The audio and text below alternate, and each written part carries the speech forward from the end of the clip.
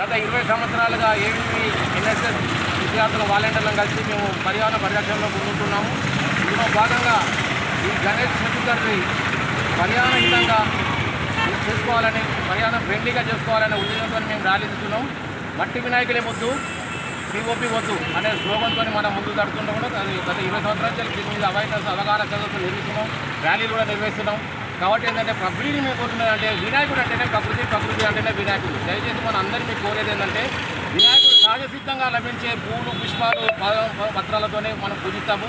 ఎక్కువ మనం అంగులు ఆర్భాటాలు లేకుండా ఉంటాయి. వేరే దేవతల కంటేనో వాళ్ళకు గులాబీ పువ్వులు కావాలి, కొన్ని ఇంపార్టెంట్ మంచి మంచి పుష్పాలు కావాలని ఉంటుంది.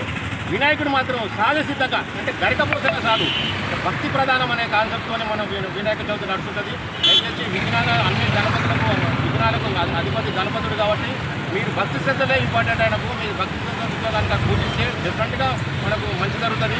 మట్టి వినాయకులు కనుక పూజించి దాని కనుక మట్టిని ఈ రాగడి మట్టిని కనుక మనం నిమజ్జనం కనుక చేస్తే దానిలో ఉన్న జీవరాశులు కానీ జంతువులు కానీ మంచిగా బతుకుతాయి. దాన్ని అదే మనం పీఓబీతో కళలు ఆర్టిస్ట్ కళలు జీవరాశులు జంతువులు అవన్నీ చనిపోయి అవి తాగిన నీళ్లు మనం పశువులు పక్షులు కూడా మనకు వాటి కూడా అనారోగ్యం బాగా ఉంటాం. కాబట్టి దయచేసి అందరినీ కోరేది ఏంటంటే మట్టి వినాయకులను పూజిద్దాం, పర్యావరణాన్ని కాపాడదాం.